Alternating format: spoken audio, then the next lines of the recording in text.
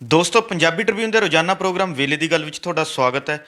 ਮੈਂ ਆਤਿਸ਼ ਗੁਪਤਾ ਤੁਹਾਡੇ ਸਾਹਮਣੇ ਹਾਜ਼ਰ ਹਾਂ ਤੇ ਅੱਜ ਅਸੀਂ ਗੱਲ ਕਰਾਂਗੇ ਕੇਂਦਰੀ ਚਾਲ ਨਵੀਂ ਘੇਰਾਬੰਦੀ ਦਾ ਅਸਲ ਸੱਚ। ਸਾਡੇ ਨਾਲ ਇਸ ਵਿਸ਼ੇ ਤੇ ਗੱਲਬਾਤ ਕਰਨ ਲਈ ਵਿਸ਼ੇਸ਼ ਤੌਰ ਤੇ ਹਾਜ਼ਰ ਨੇ ਸਾਡੇ ਸੀਨੀਅਰ ਪੱਤਰਕਾਰ ਸ਼੍ਰੀ ਚਰਨਜੀਤ ਸਿੰਘ ਭੁੱਲਰ ਸਾਹਿਬ। ਭੁੱਲਰ ਸਾਹਿਬ, ਤੁਹਾਡਾ ਬਹੁਤ ਬਹੁਤ ਸਵਾਗਤ ਹੈ ਜੀ। ਮਿਹਰਬਾਨੀ ਜੀ ਤੁਹਾਡੀ। ਚਰਨਜੀਤ ਜੀ, ਪਿਛਲੇ 2-3 ਦਿਨਾਂ ਤੋਂ ਕੁਝ ਤਸਵੀਰਾਂ ਜਿਹੜੀ ਹੈਗੀ ਸੋਸ਼ਲ ਮੀਡੀਆ ਤੇ ਵਾਇਰਲ ਹੋ ਰਹੀਆਂ, ਜਿਸ 'ਚ ਦਿਖਾਈ ਦੇ ਰਿਹਾ ਵੀ ਕਿ ਦਿੱਲੀ ਪੁਲਿਸ ਕਿਸਾਨੀ ਮੋਰਚੇ ਦੀ ਕਿੱਲਾਂ ਨਾਲ ਜਿਹੜੀ ਹੈ ਘੇਰਾਬੰਦੀ ਕਰਨ ਲੱਗੀ ਹੋਈ ਹੈ। ਇੱਕ ਪਾਸੇ ਦੇਸ਼ ਦੇ ਪ੍ਰਧਾਨ ਮੰਤਰੀ ਕਿਸਾਨ ਧਿਰਾਂ ਨਾਲ ਗੱਲਬਾਤ ਦਾ ਇਸ਼ਾਰਾ ਕਰ ਰਹੇ ਨੇ ਤੇ ਦੂਜੇ ਪਾਸੇ ਦੀ ਇਸ ਤਰ੍ਹਾਂ ਦੀ ਘੇਰਾਬੰਦੀ ਜਿਹੜਾ ਹੈਗਾ ਜੰਗ ਵਰਗੇ ਹਾਲਾਤ ਦਰਸਾ ਰਹੀ ਹੈ। ਇਹ ਸਾਰੇ ਮਾਹੌਲ ਨੂੰ ਤੁਸੀਂ ਕਿਵੇਂ ਦੇਖਦੇ ਹੋ? ਬਿਲਕੁਲ ਤੁਹਾਡੀ ਗੱਲ ਠੀਕ ਹੈ ਕਿ ਪਿਛਲੇ ਖਾਸ ਕਰਕੇ 2-3 ਦਿਨਾਂ ਤੋਂ ਭਾਰਤ ਸਰਕਾਰ ਨੇ ਜਿਹੜੇ ਦਿੱਲੀ ਮੋਰਚੇ 'ਚ ਕਿਸਾਨ ਬੈਠੇ ਨੇ, ਚਾਹੇ ਉਹ ਗਾਜ਼ੀਪੁਰ ਬਾਰਡਰ 'ਤੇ ਨੇ, ਚਾਹੇ ਸਿੰਘੂ 'ਤੇ, ਚਾਹੇ ਟਿਕਰੀ 'ਤੇ, ਉਹਨਾਂ ਦੀ ਘੇਰਾਬੰਦੀ ਜਾਂ ਆਪਾਂ ਕਿਲ੍ਹਾਬੰਦੀ ਕਹਿ ਲਓ ਕਰਨੀ ਸ਼ੁਰੂ ਕੀਤੀ ਹੈਗੀ ਹੈ। ਤਾਂ ਮੈਂ ਮੋਟੇ ਤੌਰ 'ਤੇ ਇਹ ਦੇਖਦਾ ਕਿ ਇਸ ਵੇਲੇ ਦਿੱਲੀ ਦੇ ਵਿੱਚ ਦੋ ਇਤਿਹਾਸ ਹੈ ਜਿਹੜੇ ਉਹ ਸਿਰਜੇ ਜਾ ਰਹੇ ਨੇ। ਇੱਕ ਇਤਿਹਾਸ ਦੇ ਸਿਰਜਣਹਾਰੇ ਲੋਕ ਨੇ, ਜਿਹੜਾ ਲੋਕਾਂ ਦਾ ਇਤਿਹਾਸ ਹੈ, ਜਿਹੜਾ ਇਤਿਹਾਸ ਦੇ ਹਰ ਕਣ-ਕਣ ਦੇ ਵਿੱਚ ਮੌਜੂਦ ਜਿਹਦੀ ਹੈਗੀ ਹੈ ਆਤਮਾ ਹੈ। ਲੋਕ ਸਿਰਜ ਰਹੇ ਨੇ ਇਤਿਹਾਸ ਕਿ ਜਿਨ੍ਹਾਂ ਨੂੰ ਆਪਦੇ ਹੱਕਾਂ ਦਾ ਨਿਆਂ ਲਈ ਲੜਾਈ ਦਾ ਇਤਿਹਾਸ ਸਿਰਜ ਰਹੇ ਨੇ। ਦੂਸਰੀ ਤਰਫ ਹੈਗਾ ਜ਼ਬਰ ਦਾ ਇਤਿਹਾਸ, ਜਿਸ ਨੂੰ ਭਾਰਤ ਸਰਕਾਰ ਲਿਖ ਰਹੀ ਹੈ। ਮੈਂ ਬਹੁਤ ਸਾਰੀ ਸਰਚ ਕੀਤੀ, ਬਹੁਤ ਸਾਰੇ ਦੇਖਿਆ, ਬਹੁਤ ਪੁਰਾਣੇ ਦੋਸਤਾਂ ਨਾਲ ਗੱਲ ਕੀਤੀ ਕਿ ਕਿਤੋਂ ਪਤਾ ਲੱਗੇ ਕਿ ਜਿਸ ਕਿਸਮ ਦੀ ਹੁਣ ਕਿਲ੍ਹੇਬੰਦੀ ਹੋ ਰਹੀ ਹੈ, ਘੇਰਾਬੰਦੀ ਹੋ ਰਹੀ ਹੈ ਕਿਸਾਨਾਂ ਦੀ, ਜਿਸ ਤਰ੍ਹਾਂ ਉੱਥੇ ਡੂੰਘੀ ਜਿਹੜੀਆਂ ਖੱਡਾਂ ਪੱਟ ਦੇਣੀਆਂ, ਸੀਮੈਂਟਡ ਦੇ ਬਲੌਕ ਖੜ੍ਹੇ ਕਰ ਦੇਣੇ, ਸੀਮੈਂਟਡ ਦੀਵਾਰ ਖੜ੍ਹੀ ਕਰ ਦੇਣੀ, ਔਰ ਵੱਡੀ ਗੱਲ ਹੈ ਉਸ ਦੇ ਉੱਪਰ ਕਿੱਲਾਂ ਖੜ੍ਹੀਆਂ ਕਰ ਦੇਣੀਆਂ। ਇਹ ਮੈਨੂੰ ਨਹੀਂ ਕਿਤੋਂ ਵੀ ਇਸ ਕਿਸਮ ਦਾ ਕੋਈ ਰੈਫਰੈਂਸ ਲੱਭਿਆ ਕਿ ਇਤਿਹਾਸ ਦੇ ਵਿੱਚ ਕਦੇ ਇੱਦਾਂ ਹੋਇਆ ਹੋਵੇ ਕਿ ਲੋਕਾਂ ਨੂੰ, ਖਾਸ ਕਰਕੇ ਅੰਨਦਾਤਾ, ਦੇਸ਼ ਨੂੰ ਅਨਾਜ ਦੇਣ ਵਾਲਾ, ਭੋਜਨ ਦੇਣ ਵਾਲਾ, ਉਹਦੇ ਖਿਲਾਫ ਇਸ ਕਿਸਮ ਦੀ ਸਾਜ਼ਿਸ਼ ਜਾਂ ਵਿਰੋਧ ਹੈ ਜਿਹੜਾ ਸਟੇਟ ਨੇ ਖੜਾ ਕੀਤਾ ਹੋਵੇ। ਇਹ ਪਹਿਲੀ ਵਾਰ ਹੀ ਜਿਹੜਾ ਹੋ ਰਿਹਾ ਹੈਗਾ। ਇਸ ਤੋਂ ਇੱਕ ਗੱਲ ਦਾ ਸਪਸ਼ਟ ਸੰਕੇਤ ਮਿਲਦਾ ਹੈਗਾ। ਨੋਰਮਲੀ ਜਦੋਂ ਵੀ ਕੋਈ ਘੋਲ ਹੁੰਦਾ ਹੈ, ਪ੍ਰੋਟੈਸਟ ਹੁੰਦਾ ਹੈ, ਤਾਂ ਆਰਜੀ ਤੌਰ 'ਤੇ ਲਾ ਐਂਡ ਆਰਡਰ ਦੀ ਨਜ਼ਰ ਤੋਂ ਆਰਜੀ ਪ੍ਰਬੰਧ ਕੀਤੇ ਜਾਂਦੇ ਨੇ ਸਾਰੇ ਵੀ। ਚਾਹੇ ਉਹ ਬੈਰੀਕੇਡਿੰਗ ਕੀਤੀ ਜਾਵੇ, ਚਾਹੇ ਉਹ ਕੰਡਿਆਲੀ, ਬਹੁਤ ਖਾਸ ਹਾਲਾਤਾਂ ਦੇ ਵਿੱਚ ਕੰਡਿਆਲੀ ਤਾਰ ਲਗਾ ਦਿੱਤੀ ਜਾਂਦੀ ਹੈ, ਪਰ ਉਸ ਤੋਂ ਅਗਾਂਹ ਨਹੀਂ ਵਧਿਆ ਜਾਂਦਾ। ਇੱਥੇ ਤਾਂ ਬਹੁਤ ਕੁਛ ਹੋ ਚੁੱਕਾ ਹੈ। ਅੱਜ ਕੱਲ੍ਹ ਸਿੰਘੂ ਹੋਇਆ, ਗਾਜੀਪੁਰ ਹੋਇਆ ਉਸ ਤੋਂ ਪਹਿਲਾਂ, ਅਤੇ ਅੱਜ ਟਿਕਰੀ ਵੀ ਹੋਇਆ। ਉੱਥੇ ਤਾਂ ਇੱਕ ਸੀਮੈਂਟ ਦੀ ਪੂਰੀ ਦੀਵਾਰ ਖੜ੍ਹੀ ਕਰ ਦਿੱਤੀ ਗਈ ਹੈ, ਉਸ ਦੇ ਉੱਪਰ ਕਿੱਲਾਂ ਲਗਾ ਦਿੱਤੀਆਂ ਗਈਆਂ ਨੇ। ਇਹ ਪਹਿਲੀ ਵਾਰ ਇਸ ਕਿਸਮ ਦਾ ਹੋਇਆ ਹੈ। ਨੋਰਮਲੀ ਟੈਂਪਰੇਰੀ ਅਰੇਂਜਮੈਂਟ ਹੈ ਜਿਹੜੀਆਂ ਸਰਕਾਰਾਂ ਜਾਂ ਪੁਲਿਸ ਹੈ ਉਹ ਕਰਦੀ ਹੈਗੀ ਹੈ। ਪਰ ਇਸ ਤੋਂ ਸਾਨੂੰ ਇੱਕ ਗੱਲ ਸਾਫ਼ ਨਜ਼ਰ ਪੈਂਦੀ ਹੈ ਕਿ ਜਿਸ ਕਿਸਮ ਦੇ ਪਰਮਾਨੈਂਟ ਉੱਥੇ ਸੀਮੈਂਟ ਦੇ ਢਾਂਚੇ ਰੱਖੇ ਜਾ ਰਹੇ ਨੇ, ਕਿ ਸਰਕਾਰ ਹੈ ਜਿਹੜੀ ਉਹ ਗੱਲਬਾਤ ਜਾਂ ਸਾਡੀ ਜਿਹੜੀ ਮੰਗ ਹੈ 3 ਕਾਨੂੰਨਾਂ ਨੂੰ ਰੱਦ ਕਰਨ ਵਾਲੀ, ਉਹਨੂੰ ਮੰਨਣ ਲਈ ਤਿਆਰ ਨਹੀਂ। ਕਿਉਂਕਿ ਜੇ ਸਾਡੀ ਗੱਲਬਾਤ ਲਈ ਤਿਆਰ ਹੋਵੇ, ਸਾਡੀ ਮੰਗ 'ਤੇ ਸਹਿਮਤ ਹੋਵੇ, ਤਾਂ ਟੈਂਪਰੇਰੀ ਅਰੇਂਜਮੈਂਟ ਹੁੰਦੇ ਨੇ। ਤਾਂ ਇਹ ਨੋਰਮਲ ਗੱਲ ਨਹੀਂ ਹੈਗੀ ਹੈ ਕਿ ਇਹਦੇ ਪਿੱਛੇ ਵੀ ਇੱਕ ਕਾਰਨ ਹੈਗੀ ਹੈ। ਜਿਸ ਤਰ੍ਹਾਂ ਆਪਾਂ ਲਾਸਟ ਗੱਲਬਾਤ ਦੇ ਵਿੱਚ ਗੱਲ ਕੀਤੀ ਸੀਗੀ ਕਿ ਜਿਹੜਾ ਆਖਰੀ ਪੱਤਾ ਸੀ ਭਾਜਪਾ ਨੇ ਉਹ ਚੱਲਿਆ ਸੀ ਫਿਰਕੂ ਵਾਲਾ, ਕਿ ਤਿਰੰਗੇ ਦਾ ਅਪਮਾਨ ਹੋਇਆ। ਤਾਂ ਹੁਣ ਵੀ ਸਰਕਾਰ ਇੱਕ ਤਰ੍ਹਾਂ ਦਾ ਜਿੰਨਾ ਟਾਈਮ ਇਹ ਡੈਡ ਲੋਕ ਬਣਿਆ ਹੋਇਆ, ਕਿਉਂਕਿ ਸੰਯੁਕਤ ਕਿਸਾਨ ਮੋਰਚੇ ਨੇ ਆਪਣਾ ਜਿਹੜਾ ਪ੍ਰੋਗਰਾਮ ਹੈ 6 ਤਰੀਕ ਦਾ, 6 ਫਰਵਰੀ ਦਾ ਦਿੱਤਾ ਹੋਇਆ ਹੈ ਕਿ ਸੜਕਾਂ 3 ਘੰਟੇ ਲਈ ਜਾਮ ਕਰਨੀ ਹੈ, ਰੇਲ ਮਾਰਗ 3 ਘੰਟੇ ਲਈ ਜਾਮ ਕਰਨੇ ਨੇ। ਤਾਂ ਗੱਲਬਾਤ ਲਈ ਕਿਸਾਨਾਂ ਨੇ, ਇਸ ਕਿਸਾਨ ਆਗੂਆਂ ਨੇ ਸਾਫ਼ ਕਹਿ ਦਿੱਤਾ ਹੈਗਾ ਕਿ ਅਸੀਂ ਉਹਨਾਂ ਟਾਈਮ ਅਗਲੀ ਗੱਲਬਾਤ ਨਹੀਂ ਕਰਾਂਗੇ ਜਿੰਨਾ ਟਾਈਮ ਕਿਸਾਨਾਂ ਨੂੰ ਜਿਹੜਾ ਤੰਗ ਪਰੇਸ਼ਾਨ ਕਰਨਾ ਬੰਦ ਨਹੀਂ ਕਰ ਦਿੱਤਾ ਜਾਂਦਾ। ਤਾਂ ਦੂਸਰੀ ਤਰਫ ਜਿਹੜੀ ਸਾਡੀ ਸਟੇਟ ਗੌਰਮੈਂਟ ਕਹਿ ਲਓ ਜਾਂ ਸਟੇਟ ਕਹਿ ਲਓ, ਹਕੂਮਤ ਕਹਿੰਦੇ ਹਾਂ ਜਿਹਨੂੰ ਅਸੀਂ, ਉਹ ਇਸ ਕਿਸਮ ਦੇ ਨਵੇਂ ਪੰਗੇ ਖੜੇ ਕਰ ਰਹੀ ਹੈ ਸਾਡੇ ਲਈ। ਉਹਦੇ ਪਿੱਛੇ ਕਈ ਕਾਰਨ ਨੇ ਜਿਹੜੇ ਅਸੀਂ ਸਮਝਦੇ ਹੈਗੇ ਹਾਂ। ਜਿਹੜੀ ਨਵੀਂ ਸਾਜ਼ਿਸ਼ ਰਚੀ ਗਈ ਆ ਹੁਣ, ਏਡੀਆਂ ਵੱਡੀਆਂ ਦੀਵਾਰਾਂ ਕਿਉਂ ਖੜ੍ਹੀਆਂ ਕੀਤੀਆਂ ਗਈਆਂ, ਕਿੱਲ ਕਿਉਂ ਖੜ੍ਹੇ ਕੀਤੇ ਗਏ, ਇਹਦੇ ਪਿੱਛੇ ਇੱਕ ਕਾਰਨ ਆਤਿਸ਼ਿਕਤਾ ਮੈਂ ਜੋ ਸਮਝਦਾ ਉਹ ਇਹ ਹੈਗਾ ਕਿ ਜਿਹੜੀ ਲੋਕਲ ਬਸਿੰਦੇ ਨੇ ਦਿੱਲੀ ਦੇ, ਉਹਨਾਂ ਨੂੰ ਇੱਕ ਤੰਗ ਪਰੇਸ਼ਾਨ ਕਰਨ ਦੀ ਇੱਕ ਚਾਲ ਹੈਗੀ ਹੈ। ਕਿਉਂਕਿ ਕਿਸਾਨਾਂ ਨੇ ਕਿਸੇ ਵੀ, ਚਾਹੇ ਉਹ ਪੰਜਾਬ 'ਚ ਬੈਠੇ, ਚਾਹੇ ਉਹ ਦਿੱਲੀ ਦੀਆਂ ਬਰੂਹਾਂ 'ਤੇ ਬੈਠੇ, ਉਹਨਾਂ ਨੇ ਆਮ ਲੋਕਾਂ ਲਈ ਕੋਈ ਦਿੱਕਤ ਖੜੀ ਨਹੀਂ ਕੀਤੀ। ਉਹਨਾਂ ਦੇ ਰਾਹ ਨਹੀਂ ਰੋਕੇ, ਉਹਨਾਂ ਦੇ ਕੰਮਕਾਰ ਨਹੀਂ ਰੋਕੇ। ਪਿਛਲੇ 2 ਮਹੀਨਿਆਂ 'ਚ ਅਸੀਂ ਦੇਖ ਹੀ ਰਹੇ ਸੀਗੇ ਪਹਿਲਾਂ ਕਿ ਕਿਤੇ ਕੋਈ ਇਦਾਂ ਦੀ ਦਿੱਕਤ ਨਹੀਂ ਆਈ ਸੀ। ਉਹ ਤਾਂ ਰਾਮਲੀਲਾ ਮੈਦਾਨ ਜਾਣਾ ਚਾਹੁੰਦੇ ਸੀਗੇ, ਉਹਨਾਂ ਨੂੰ ਰੋਕਿਆ ਗਿਆ। ਤਾਂ ਉਸ ਤੋਂ ਬਾਅਦ ਬੈਰੀਗੇਡਿੰਗ ਜਿਹੜੀ ਪੁਲਿਸ ਨੇ ਰਾਹ ਰੋਕੇ ਨੇ, ਜਿਨ੍ਹਾਂ ਨੂੰ ਹੁਣ ਸਖਤ ਕਰ ਦਿੱਤਾ ਗਿਆ।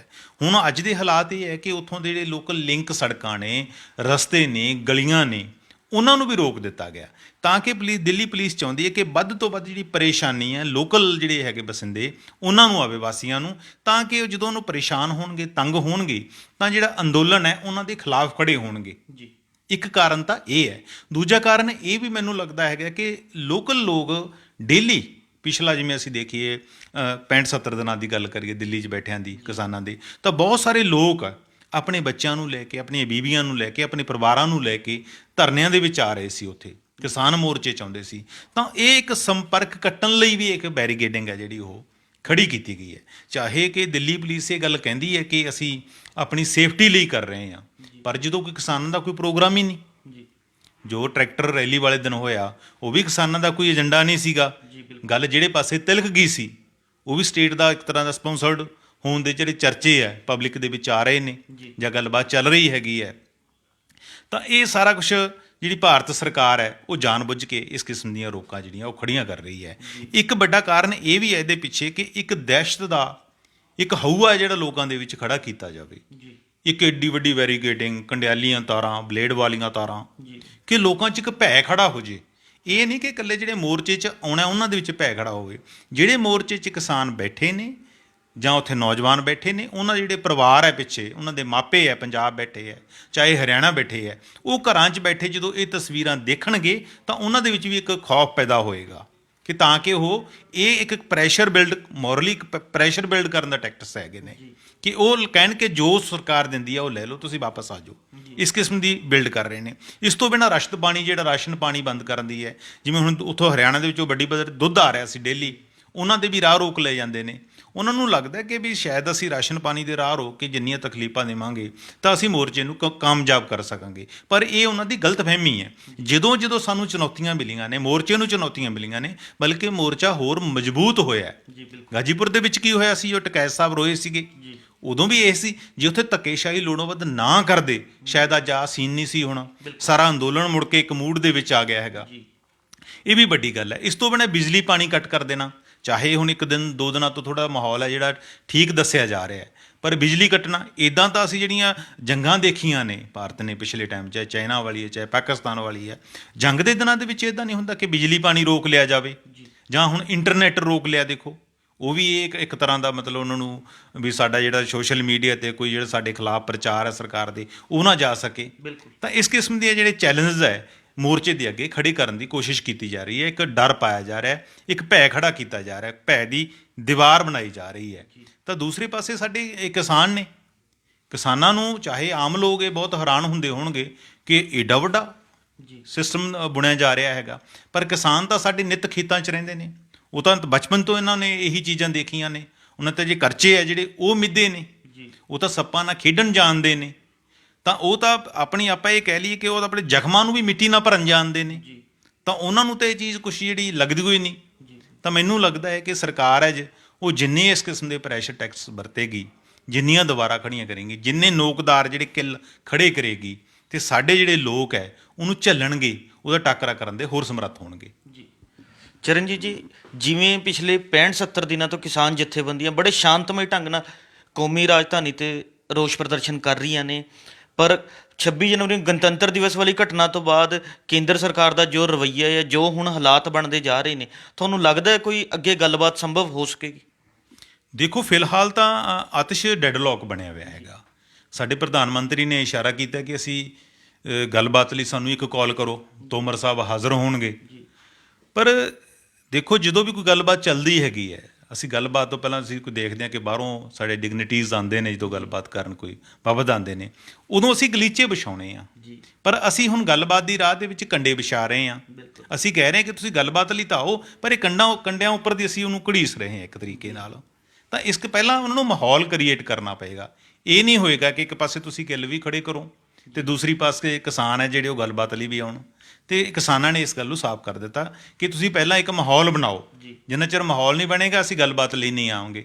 ਜਿਸ ਤਰ੍ਹਾਂ ਕੱਲ ਸੋਨੀਪਤ ਦੇ ਅੱਜ ਹੀ ਸੋਨੀਪਤ ਦੇ ਡੀਸੀ ਔਰ ਐਸਐਸਪੀ ਨੇ ਕਿਸਾਨ ਆਗੂਆਂ ਨੂੰ ਅੱਜ ਇਨਵਾਈਟ ਕੀਤਾ ਸੀ, ਬੁਲਾਇਆ ਸੀ। ਕਿਸਾਨ ਉੱਥੇ ਗਏ, ਉਹਨਾਂ ਨੂੰ ਕਿਹਾ ਜੀ ਕਿ ਇੱਥੇ ਇੰਡਸਟਰੀਲਿਸਟਾਂ ਨੂੰ ਕੁਝ ਦਿੱਕਤਾਂ ਆ ਰਹੀਆਂ ਨੇ, ਤੁਸੀਂ ਥੋੜ੍ਹਾ ਜਿਹਾ ਰਸਤਾ ਦੇ ਦਿਓ। ਉਹ ਕਹਿੰਦੇ ਸੀ ਕੱਲ ਨੂੰ ਚਾਹੇ ਕੱਲ ਦੀ ਮੀਟਿੰਗ 'ਚ ਵਿਚਾਰ ਹੋਣਾ ਹੈ, ਪਰ ਕਿਸਾਨ ਕਦੇ ਵੀ ਨਹੀਂ ਅੜੇ। ਜਿੱਥੇ ਵੀ ਉਹਨਾਂ ਤੋਂ ਆਮ ਲੋਕਾਂ ਦੀ ਜਿੱਥੇ ਕੋਈ ਪ੍ਰੋਬਲਮ ਆਈ ਹੈ, ਕਿਸਾਨ ਪਾਸੇ ਹਟਦੇ ਰਹੇ ਹੈ। ਇਹ ਦਿੱਕਤਾਂ ਜਿਹੜੀਆਂ ਸਰਕਾਰ ਨੇ ਖੜੀਆਂ ਕੀਤੀਆਂ ਹੈਗੀਆਂ ਨੇ, ਤਾਂ ਉਹ ਮੰਨ ਗਏ। ਤਾਂ ਉਹਨਾਂ ਨੇ ਨਾਲ ਹੀ ਕਿਹਾ ਕਿ ਜੇ ਤੁਸੀਂ ਅਗਰ ਗੱਲ ਨੂੰ ਅੱਗੇ ਵਧਾਉਣਾ ਚਾਹੁੰਦੇ ਹੋ, ਇੱਕ ਜੈਸਚਰ ਦਿਓ ਪਹਿਲਾਂ। ਜਿੰਨਾ ਚਿਰ ਜੈਸਚਰ ਨਹੀਂ ਦਿਓਗੇ ਗੱਲਬਾਤ ਅੱਗੇ ਨਹੀਂ ਵਧੇਗੀ।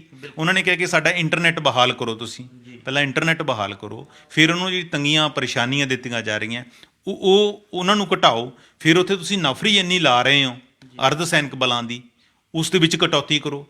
ਖੌਫ ਦੇ ਮਾਹੌਲ ਦੇ ਵਿੱਚ ਗੱਲਬਾਤ ਨਹੀਂ ਹੋ ਸਕਦੀ।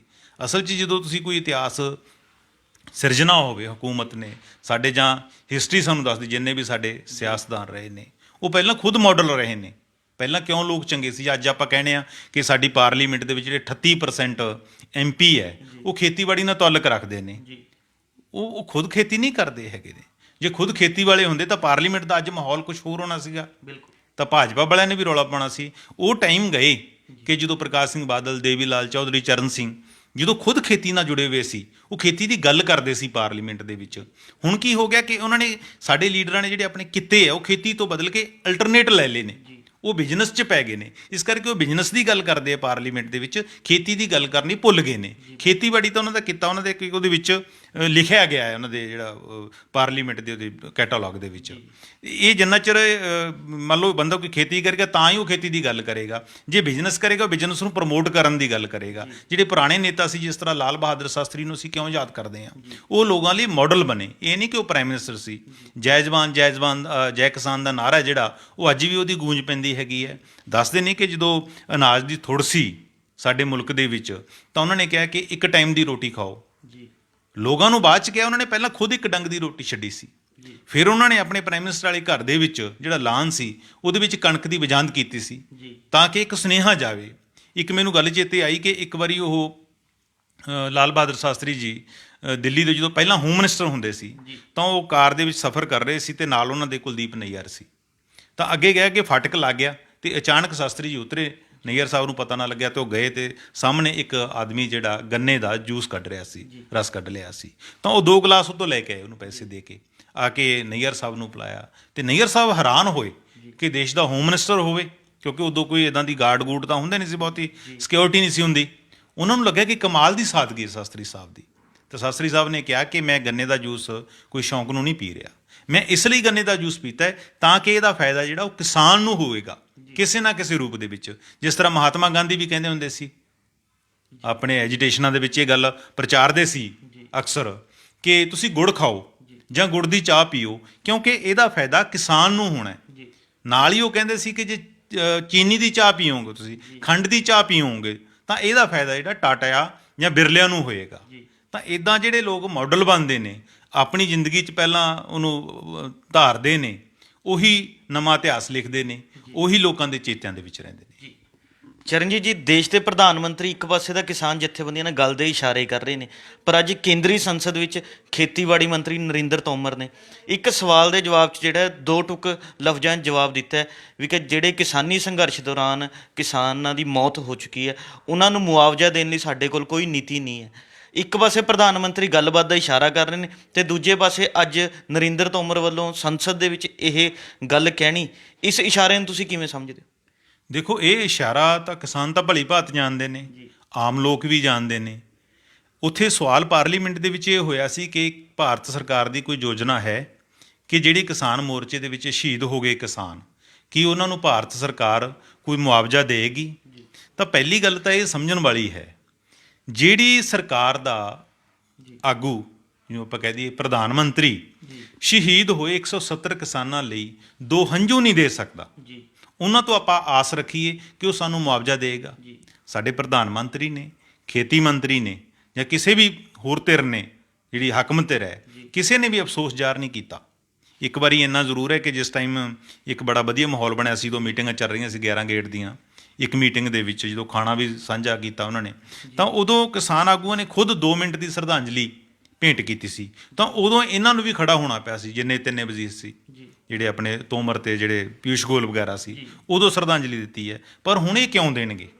ਆਪਾਂ ਕਹੀਏ ਕਿ ਮੁਆਵਜ਼ਾ ਦੇਣਗੇ, ਉਹ ਤਾਂ ਕਹਿੰਦੇ ਕਿ ਤੁਹਾਡਾ ਜਿਹੜਾ ਪ੍ਰੋਟੈਸਟ ਹੈ ਉਹ ਵਾਜਬ ਨਹੀਂ, ਉਹ ਗੈਰ ਵਾਜਬ ਹੈਗਾ। ਅਗਰ ਉਹ ਮੁਆਵਜ਼ਾ ਦੇਣ ਦਾ ਐਲਾਨ ਕਰਦੇ ਨੇ, ਇਹਦਾ ਮਤਲਬ ਹੈ ਉਹਨਾਂ ਦਾ ਮੰਨ ਲੈਣਾ, ਉਹ ਕਬੂਲ ਕਰ ਰਹੇ ਨੇ ਕਿ ਤੁਹਾਡਾ ਸੰਘਰਸ਼ ਹੈ ਉਹ ਜਾਇਜ਼ ਹੈਗਾ। ਇਸ ਕਰਕੇ ਉਹਨਾਂ ਨੇ ਇਸ ਗੱਲ ਤੋਂ ਆਨਾਕਾਨੀ ਕੀਤੀ ਹੈ। ਉਹ ਇਸੇ ਗੱਲ ਕਰਕੇ ਉਹ ਜਿਹੜੇ ਤਿਆਰ ਨਹੀਂ ਹੋਏ। ਤਾਂ ਦੂਸਰੀ ਤਰਫ ਸਾਡੇ ਕੱਲ੍ਹ ਵੀ ਜਿਵੇਂ ਆਲ ਪਾਰਟੀ ਮੀਟਿੰਗ ਹੋਈ ਸੀ, ਪੰਜਾਬ ਸਰਕਾਰ ਹੈ, ਪੰਜਾਬ ਸਰਕਾਰ ਨੇ 5 ਲੱਖ ਰੁਪਏ ਦਾ ਜਿਹੜਾ ਮੁਆਵਜ਼ਾ ਦੇਣ ਦਾ ਵਾਅਦਾ ਕੀਤਾ ਹੈ। ਅਤੇ ਕੱਲ੍ਹ ਦੀ ਮੀਟਿੰਗ ਦੇ ਵਿੱਚ ਜਿਹੜੇ ਸ਼੍ਰੋਮਣੀ ਅਕਾਲੀ ਦੇ ਪ੍ਰੋਫੈਸਰ ਪ੍ਰੇਮ ਸਿੰਘ ਚੰਦੂਮਾਜਰਾ ਹੈ, ਉਹਨਾਂ ਨੇ ਉਹਦੇ ਵਿੱਚ ਮੁੱਦਾ ਉਠਾਇਆ ਕਿ ਇਹਨਾਂ ਦੇ ਕਰਜ਼ੇ ਮਾਫ ਕੀਤੇ ਜਾਣ। ਤਾਂ ਸਾਡੇ ਚੀਫ ਮਿਨਿਸਟਰ ਨੇ ਕਿਹਾ ਕਿ ਅਸੀਂ ਇਹਨਾਂ ਦੇ ਕਰਜ਼ੇ ਜਿਹੜੇ ਮਾਫ ਕਰਨ 'ਤੇ ਵੀ ਵਿਚਾਰ ਕਰਾਂਗੇ। ਇਸ ਕਿਸਮ ਦੀਆਂ ਗੱਲਾਂ ਚੱਲ ਰਹੀਆਂ ਨੇ। ਇਹ ਚੰਗੀ ਗੱਲ ਹੈ, ਕਿਉਂਕਿ ਕਿਸਾਨ ਹੈ ਜਿਹੜਾ ਉਹ ਤਿੰਨੇ ਖੇਤੀ ਕਾਨੂੰਨਾਂ ਨੂੰ ਲੈ ਕੇ, ਕਿਉਂਕਿ ਉਹਦੇ ਨਾਲ ਵਜੂਦ ਜੁੜਿਆ, ਖੇਤਾਂ ਦੀ ਹੋਣੀ ਜੁੜੀ ਹੈ, ਉਸ ਨੂੰ ਇੱਕ ਟਾਰਸ ਦੀ ਲੋੜ ਹੈ, ਇੱਕ ਸਹਾਰੇ ਦੀ ਲੋੜ ਹੈ। ਤਾਂ ਇਸੇ ਦੌਰਾਨ ਇੱਕ ਖਬਰ ਮੈਂ ਪੜ੍ਹ ਰਿਹਾ ਸੀ, ਅੱਜ ਦੁਪਹਿਰ ਵਕਤ ਆਈ ਹੈ ਕਿ ਜਿਹੜੀ ਬਿਹਾਰ ਸਰਕਾਰ ਹੈ ਉਹਨੇ ਇੱਕ ਨਵਾਂ ਫੈਸਲਾ ਲੈ ਲਿਆ। ਉਹਨਾਂ ਨੇ ਲੈ ਲਿਆ ਕਿ ਕੋਈ ਵੀ ਵਿਅਕਤੀ ਜਿਹੜਾ ਪ੍ਰੋਟੈਸਟ ਕਰੇਗਾ, ਕੋਈ ਵਿਰੋਧ ਕਰੇਗਾ ਸਰਕਾਰ ਦੇ ਖਿਲਾਫ, ਉਹਦੇ ਲਈ ਇੱਕ ਹੁਕਮ ਜਾਰੀ ਕਰ ਦਿੱਤਾ ਕਿ ਉਹਨੂੰ ਸਰਕਾਰੀ ਜੌਬ ਨਹੀਂ ਦਿੱਤੀ ਜਾਏਗੀ ਜਾਂ ਉਹਨੂੰ ਕੋਈ ਸਰਕਾਰੀ ਕੰਮਕਾਰ ਨਹੀਂ ਦਿੱਤਾ ਜਾਏਗਾ। ਇਹ ਵੀ ਇੱਕ ਵੱਡੀ ਜਿਹੜੀ ਧੱਕੇਸ਼ਾਹੀ ਹੈਗੀ ਹੈ। ਤਾਂ ਤੁਹਾਨੂੰ ਇੱਕ ਮਾਹੌਲ ਕ੍ਰੀਏਟ ਕਰਨਾ ਚਾਹੀਦਾ ਹੈ। ਤਾਂ ਆਪਾਂ ਇਹ ਆਸ ਨਹੀਂ ਰੱਖ ਸਕਦੇ, ਜਿਸ ਤਰ੍ਹਾਂ ਤੋਮਰ ਸਾਹਿਬ ਨੇ ਤਾਂ ਇਹ ਵੀ ਕਹਿ ਦਿੱਤਾ ਅੱਜ, ਜਦੋਂ ਉਹਨਾਂ ਨੂੰ ਪੁੱਛਿਆ ਕਿ ਕਿੰਨੀਆਂ ਮੌਤਾਂ ਹੋ ਗਈਆਂ ਜੀ ਪਾਰਲੀਮੈਂਟ ਦੇ ਵਿੱਚ ਕਿ ਜਿਹੜੀਆਂ ਕਿਸਾਨ ਸੰਘਰਸ਼ ਦੇ ਦੌਰਾਨ, ਤਾਂ ਉਹਨਾਂ ਨੇ ਕਿਹਾ ਜੀ ਇਹ ਸਟੇਟ ਸਬਜੈਕਟ ਹੈ। ਤਾਂ ਕਿੱਡੀ ਅਜੀਬ ਗੱਲ ਹੈਗੀ ਹੈ।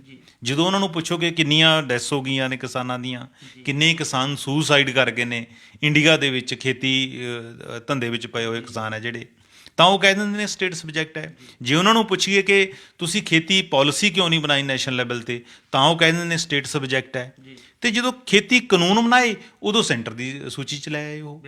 ਇਹ ਬੜੀ ਅਜੀਬ ਗੱਲ ਹੈ। ਲੋਕ ਇਸ ਤੋਂ ਭਲੀ ਭਾਂਤ ਜਾਣੂ ਨੇ। ਚਰਨਜੀਤ ਜੀ, ਜਿਵੇਂ ਕਿਸਾਨੀ ਸੰਘਰਸ਼ ਦੀ ਹਰ ਤਬਕੇ ਲੋਕਾਂ ਵੱਲੋਂ ਹਮਾਇਤ ਕੀਤੀ ਜਾ ਰਹੀ ਹੈ, ਅੱਜ ਹਰਿਆਣਾ ਦੇ ਜੀਂਦ ਜ਼ਿਲ੍ਹੇ ਦੇ ਵਿੱਚ ਸਰਵ ਜਾਤੀ ਕੰਡੇਲਾ ਖਾਪ ਦੀ ਅਗਵਾਈ 'ਚ ਜਿਹੜਾ ਹੈਗਾ ਖਾਪ ਮਹਾਪੰਚਾਇਤ ਸੱਦੀ ਗਈ ਹੈ, ਜਿਸ 'ਚ ਕਿਸਾਨ ਆਗੂ ਰਾਕੇਸ਼ ਟਕੈਤ, ਬਲਬੀਰ ਸਿੰਘ ਰਾਜੇਵਾਲ, ਗੁਰਨਾਮ ਸਿੰਘ ਚਡੂਨੀ ਸਮੇਤ ਵੱਡੀ ਗਿਣਤੀ 'ਚ ਕਿਸਾਨ ਆਗੂ ਪਹੁੰਚੇ ਨੇ। ਅਤੇ ਕੀ ਹੈ ਨਾ, ਉਸ ਦੌਰਾਨ ਭੀੜ ਵੀ ਇੰਨੀ ਰਹੀ ਵੀ ਕਿ ਸਟੇਜ ਵੀ ਟੁੱਟ ਗਈ। ਅਤੇ ਇਹਦੇ ਨਾਲ ਹੀ ਜਿਹੜਾ ਹੈਗਾ ਇੱਕ ਚਰਚੇ ਇਹ ਵੀ ਆ ਰਹੇ ਨੇ ਵੀ ਕਿ ਰਾਕੇਸ਼ ਟਕੈਤ ਕੋਲ ਜਿਵੇਂ ਰਾਜਸੀ ਆਗੂਆਂ ਦੇ ਨੇੜਤਾ ਦਿਖਾਈ ਦੇ ਰਹੀ ਹੈ, ਉਸ ਨੂੰ ਲੈ ਕੇ ਵੀ ਕਈ ਤਰ੍ਹਾਂ ਦੇ ਚਰਚੇ ਜਿਹੜੇ ਆ ਉੱਠ ਰਹੇ ਨੇ। ਇਸ ਨੂੰ ਤੁਸੀਂ ਕਿਵੇਂ ਦੇਖ ਰਹੇ? ਦੇਖੋ, ਪਹਿਲੀ ਗੱਲ ਤਾਂ ਇਹ ਹੈ ਕਿ ਜਿਵੇਂ ਆਪਾਂ ਮੁਜ਼ੱਫਰਪੁਰ ਦੇ ਵਿੱਚ ਪਿਛਲੇ ਦਿਨਾਂ 'ਚ ਖਾਪ ਪੰਚਾਇਤ ਜੁੜੀ ਸੀਗੀ, ਨਰੇਸ਼ ਟਕੈਤ ਨੇ ਉੱਥੇ ਇਕੱਠ ਕੀਤਾ ਸੀ। ਉਹਦੇ ਇਕੱਠ ਤੋਂ ਬਾਅਦ ਜਿਹੜੀ ਇਹ ਹਰਿਆਣਾ ਦੇ ਵਿੱਚ ਇਹ ਖਾਪ ਪੰਚਾਇਤ ਕੰਡੇਲਾ ਖਾਪ ਹੈ ਜਿਹੜੀ, ਉਹ ਜੁੜੀ ਹੈਗੀ ਹੈ। ਤਕਰੀਬਨ 18-19 ਸਾਲ ਪਹਿਲਾਂ 2002 ਦੇ ਵਿੱਚ ਵੀ ਜਦੋਂ ਬਿਜਲੀ ਬਿੱਲਾਂ ਦਾ ਵਿਰੋਧ ਹੋਇਆ ਸੀ, ਤਾਂ ਇਸ ਖਾਪ ਨੇ ਅਗਵਾਈ ਕਰਕੇ 2 ਮਹੀਨੇ ਜਿਹੜਾ ਉਦੋਂ ਸੜਕ ਜਾਮ ਰੱਖੀ ਸੀਗੀ। ਅਤੇ ਉਦੋਂ ਮਤਲਬ ਤਕਰੀਬਨ 6-7 ਕਿਸਾਨਾਂ ਦੀ ਮੌਤ ਵੀ ਹੋ ਗਈ ਸੀਗੀ। ਤਾਂ ਇਹ ਬੜੀ ਤਕਰੀਬਨ 18-19 ਸਾਲ ਬਾਅਦ ਇੱਕ ਇਤਿਹਾਸ ਹੈ ਜਿਹੜਾ ਦੁਹਰਾਇਆ ਗਿਆ। ਅੱਜ ਵੀ ਬਹੁਤ ਵੱਡਾ ਇਕੱਠ ਹੋਇਆ ਉੱਥੇ, ਸਟੇਜ ਦਾ ਟੁੱਟਣਾ ਆਪਣੇ ਆਪ ਦੇ ਵਿੱਚ, ਕਿ ਲੋਕਾਂ 'ਚ ਬਹੁਤ ਉਤਸ਼ਾਹ ਸੀ।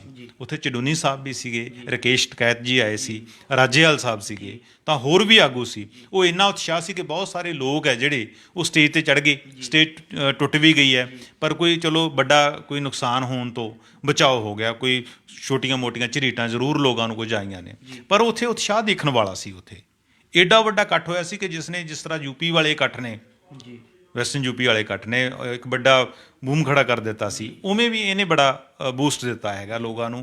ਅਤੇ ਇਹ ਵੀ ਸਰਕਾਰ 'ਤੇ ਵੱਡਾ, ਕਿਉਂਕਿ ਪਾਰਲੀਮੈਂਟ ਹੁਣ ਚੱਲ ਰਹੀ ਹੈ, ਵੱਡਾ ਅਸਰ ਪਏਗਾ। ਉਹਦੇ ਵਿੱਚ ਰਾਕੇਸ਼ ਟਕੈਤ ਨੇ ਉਹੀ ਆਪਣੀ ਗੱਲ ਦੁਹਰਾਈ ਹੈ ਕਿ ਅਸੀਂ ਜਿਹੜਾ ਹੈਗਾ ਮਾਰਚ ਜਿਹੜਾ ਅੰਦੋਲਨ ਚੱਲ ਰਿਹਾ ਹੈ, ਇਹਨੂੰ ਅਸੀਂ ਅਕਤੂਬਰ ਤੱਕ ਲੈ ਕੇ ਜਾਵਾਂਗੇ। ਉਸ ਤੋਂ ਇਲਾਵਾ ਉਹਨਾਂ ਨੇ ਉੱਥੇ ਰੈਜੂਲੇਸ਼ਨ ਵੀ ਅੱਜ ਪਾਸ ਕੀਤੇ ਹੈਗੇ ਨੇ, ਜਿਹਦੇ ਵਿੱਚ ਉਹਨਾਂ ਨੇ ਕਿਹਾ ਕਿ ਤਿੰਨੇ ਖੇਤੀ ਕਾਨੂੰਨਾਂ ਦੀ ਜਿਹੜੀ ਹੈਗੀ ਹੈ ਵਾਪਸੀ ਹੋਵੇ, ਅਤੇ ਜਾਂ ਆਪਣੀ ਉਹਨਾਂ ਨੇ ਕਹਿ ਕੇ ਜਿਹੜਾ ਕਿਸਾਨ ਆ, ਜਿਹੜੇ ਫੜੇ ਹੋਏ ਲੋਕ ਨੇ, ਉਹਨਾਂ ਨੂੰ ਰਿਹਾ ਕੀਤਾ ਜਾਵੇ, ਉਹਨਾਂ ਨੂੰ ਤੰਗ ਪਰੇਸ਼ਾਨ ਕਰਨਾ ਬੰਦ ਕੀਤਾ ਜਾਵੇ। ਤਾਂ ਇਹ ਇੱਕ ਬਹੁਤ ਵੱਡੀ ਗੱਲ ਹੈ, ਬਹੁਤ ਵੱਡਾ ਇੱਕ ਅੱਜ ਦੇ ਅੰਦੋਲਨ ਨੂੰ ਇੱਕ ਸਹਾਰਾ, ਹੁੰਗਾਰਾ ਮਿਲਿਆ। ਇਹਦੇ ਨਾਲ ਹੋਰ ਹੈ ਜਿਹੜਾ ਅੰਦੋਲਨ ਫੈਲੇਗਾ। ਇਸ ਤਰ੍ਹਾਂ ਰਾਜਸਥਾਨ ਦੇ ਵਿੱਚ ਵੀ ਦੌਸਾ ਜ਼ਿਲ੍ਹੇ ਦੇ ਵਿੱਚ ਇੱਕ ਵੱਡਾ ਲੋਕ ਬੈਠ ਗਏ ਨੇ, ਉੱਥੇ ਵੀ ਜੁੜ ਗਏ ਨੇ। ਉੱਥੇ ਵੀ ਇੱਕ ਖਾਪ ਜੁੜੀ ਸੀ, ਉਹ ਵੀ ਇੱਕ ਸੈਂਟਰ ਬਣਦਾ ਜਾ ਰਿਹਾ ਐਜੀਟੇਸ਼ਨ ਦਾ। ਤਾਂ ਸਾਰੇ ਸਟੇਟ ਆ ਹੁਣ ਜੁੜ ਰਹੇ ਨੇ, ਅਤੇ ਨਾਲੋਂ ਨਾਲ ਹੁਣ ਸਰਕਾਰ ਨੇ ਵੀ ਆਪਣੀ ਜਿਹੜੀ ਸੂਈ ਹੈ ਉਹ ਦੂਜੇ ਪਾਸੇ ਘੁਮਾਉਣੀ ਸ਼ੁਰੂ ਕਰ ਦਿੱਤੀ ਹੈ। ਹੁਣ ਜਿਵੇਂ ਤੁਸੀਂ ਗੱਲ ਕੀਤੀ ਹੈ ਕਿ ਰਾਕੇਸ਼ ਟਕੈਤ ਨੂੰ ਲੈ ਕੇ ਕਿ ਉੱਥੇ ਪੋਲੀਟੀਕਲ ਲੋਕਾਂ ਦਾ ਜਾਣਾ ਆਉਣਾ ਸ਼ੁਰੂ ਹੋ ਗਿਆ, ਤਾਂ ਉਹਨੂੰ ਲੈ ਕੇ ਉਹਨਾਂ ਤੇ ਨਜ਼ਰ ਲਾਈ ਹੋਈ ਹੈ, ਦੂਸਰੀਆਂ ਕਿਸਾਨ ਧਿਰਾਂ ਨੇ ਵੀ ਲਾਈ ਹੋਈ ਹੈ। ਪਰ ਆਤਿਸ਼ੀ ਇਹਦੇ ਵਿੱਚ ਇਹ ਹੁੰਦਾ ਹੈ ਕਿ ਤੁਹਾਡੇ ਤੇ ਲੋਕਾਂ ਦਾ ਪ੍ਰੈਸ਼ਰ ਬੜਾ ਹੁੰਦਾ ਹੈ। ਅਗਰ ਤੁਸੀਂ ਖੁਦ ਵੀ ਬੇਈਮਾਨ ਹੋਣਾ ਚਾਹੋ, ਇਸ ਵੇਲੇ ਰਾਕੇਸ਼ ਟਿਕੈਤ ਮੂਵਮੈਂਟ ਨੂੰ ਮੁੜ ਕੇ ਖੜਾ ਕਰਨ ਵਾਲਾ ਆਗੂ ਆ, ਵੱਡਾ ਆਗੂ ਹੈ, ਇੱਕ ਨੈਸ਼ਨਲ ਹੀਰੋ ਬਣਿਆ ਹੈਗਾ।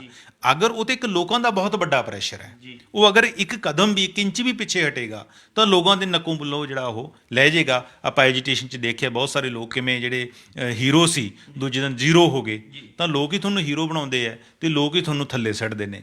ਤਾਂ ਇਸ ਗੱਲ ਤੋਂ ਰਾਕੇਸ਼ ਟਿਕੈਤ ਜੀ ਭਲੇ ਭਾਂਤ ਜਾਣੂ ਹੈਗੇ ਨੇ ਕਿ ਲੋਕਾਂ ਦਾ ਪ੍ਰੈਸ਼ਰ ਹੈ। ਠੀਕ ਹੈ, ਉਹਨਾਂ ਨੂੰ ਕੋਈ ਮੰਚ ਤਾਂ ਨਹੀਂ ਦਿੱਤਾ, ਪੋਲੀਟੀਕਲ ਲੋਕ ਆਏ ਨੇ, ਆ ਕੇ ਮਿਲ ਕੇ ਗਏ ਨੇ, ਉਹਨਾਂ ਨੂੰ ਕੋਈ ਭਾਸ਼ਣ ਕਰਨ ਦਾ ਮੌਕਾ ਨਹੀਂ ਦਿੱਤਾ। ਔਰ ਨਾਲ ਉਹਨੇ ਸਾਫ਼ ਕੀਤੀ ਹੈ ਗੱਲ ਕਿ ਅਗਰ ਪੋਲੀਟੀਕਲ ਲੋਕ ਕੋਈ ਸਾਡੀ ਹਮਾਇਤ ਕਰਨਾ ਚਾਹੁੰਦੇ ਨੇ ਤਾਂ ਕਿਸੇ ਹੋਰ ਬਾਰਡਰ ਤੇ ਬੈਠ ਕੇ ਇਕੱਠੇ ਹੋ ਕੇ ਆਪਣੇ ਵਰਕਰਾਂ ਨੂੰ ਲੈ ਕੇ ਸਾਡੀ ਹਮਾਇਤ ਕਰ ਸਕਦੇ ਨੇ, ਪਰ ਆਪਣੇ ਤੌਰ ਤੇ ਉਹਨਾਂ ਨੇ ਖੋਲ੍ਹ ਨਹੀਂ ਦਿੱਤੀ। ਇਹ ਤੋਂ ਬਿਨਾਂ ਉਹਨਾਂ ਨੇ ਅੱਜ ਜਿਸ ਤਰ੍ਹਾਂ ਆਪਾਂ ਗੱਲ ਸ਼ੁਰੂਆਤ ਕੀਤੀ ਸੀ ਕਿ ਕੰਡਿਆਲੀ ਤਾਰ ਲਾਈ ਹੈ, ਉਹਨਾਂ ਨੇ ਜਿਹੜਾ ਖਾਣਾ ਵੀ ਹੈਗਾ ਕੱਲ੍ਹ ਸ਼ਾਇਦ ਜਾਂ ਅੱਜ ਕੰਡਿਆਲੀ ਤਾਰ ਕੋਲ ਬਹਿ ਕੇ ਖਾਧਾ ਤਾਂ ਕਿ ਲੋਕਾਂ ਦੇ ਵਿੱਚ ਇੱਕ ਮੈਸੇਜ ਜਾਵੇ। ਤਾਂ ਇਹ ਜਿੱਥੇ ਟਿਕੈਤ ਇੱਕ ਵੱਡਾ ਹੀਰੋ ਬਣਿਆ, ਉਹਦਾ ਵੀ ਇੱਕ ਵਜ੍ਹਾ ਹੈਗਾ। ਤੇ ਜੇ ਸਾਡੀ ਸਰਕਾਰ ਵੀ ਹੀਰੋ ਬਣਨਾ ਚਾਹੁੰਦੀ ਹੈ ਤਾਂ ਇੱਕ ਬਹੁਤ ਵਧੀਆ ਮੌਕਾ ਹੈਗਾ। ਉਸ ਨੂੰ ਚਾਹੀਦਾ, ਜਿਵੇਂ ਸਿਆਸਤਦਾਨਾਂ ਬਾਰੇ ਕਿਹਾ ਜਾਂਦਾ ਹੈ ਨਾ ਕਿ ਸਿਆਸਤਦਾਨ ਤਾਂ ਉੱਥੇ ਵੀ ਪੁਲ ਉਸਾਰ ਦਿੰਦੇ ਨੇ ਜਿੱਥੇ ਦਰਿਆ ਹੁੰਦੇ ਹੀ ਨਹੀਂ, ਤੇ ਜਿੱਥੇ ਲੋੜ ਨਹੀਂ ਹੈਗੀ, ਜਿੱਥੇ ਗਲੀਚੇ ਵਿਛਾਉਣ ਦੀ ਲੋੜ ਹੈ, ਉੱਥੇ ਤੁਸੀਂ ਦੀਵਾਰਾਂ ਖੜੀਆਂ ਕਰ ਰਹੇ ਹੋ ਲੋਕਾਂ ਮੂਹਰੇ। ਸੋ ਇਹਨਾਂ ਦੀਵਾਰਾਂ ਨੂੰ ਢਾਉਣ ਦੀ ਲੋੜ ਹੈ, ਗੱਲਬਾਤ ਨੂੰ ਮੁੜ ਲੀਹ ਤੇ ਪਾਉਣ ਦੀ ਲੋੜ ਹੈ, ਤਾਂ ਕਿ ਕਿਸਾਨ ਵੀ ਆਪਣੇ ਘਰਾਂ ਨੂੰ ਆਉਣ ਤੇ ਜਿਹੜੀ ਸਾਡੀ ਸਰਕਾਰ ਹੈ ਉਹ ਵੀ ਸੁਰਖਰੂ ਹੋਵੇ। ਇਹ ਸਨ ਸਾਡੇ ਸੀਨੀਅਰ ਪੱਤਰਕਾਰ ਸ਼੍ਰੀ ਚਰਨਜੀਤ ਸਿੰਘ ਭੁੱਲਰ ਸਾਹਿਬ, ਜਿਨ੍ਹਾਂ ਨੇ ਆਪਣੇ ਵਡਮੁੱਲੇ ਵਿਚਾਰ ਸਾਡੇ ਨਾਲ ਸਾਂਝੇ ਕਰਦੇ ਦੱਸਿਆ ਵੀ ਕਿ ਸਰਕਾਰ ਨੂੰ ਕਿਸਾਨ ਜਥੇਬੰਦੀਆਂ ਮੂਹਰੇ ਦੀਵਾਰਾਂ ਬਣਾਉਣ ਦੀ ਨਹੀਂ ਬਲਕਿ ਦੀਵਾਰਾਂ ਢਾਉਣ ਦੀ ਲੋੜ ਹੈ, ਤਾਂ ਜੋ ਜਿਹੜੀ ਹੈ ਇਹ ਗੱਲਬਾਤ ਅੱਗੇ ਤੋਰੀ ਜਾ ਸਕੇ ਤੇ ਕਿਸਾਨੀ ਸੰਘਰਸ਼ ਨੂੰ ਜਿਹੜਾ ਹੈਗਾ ਖਤਮ ਕਰਵਾਇਆ ਜਾ ਸਕੇ।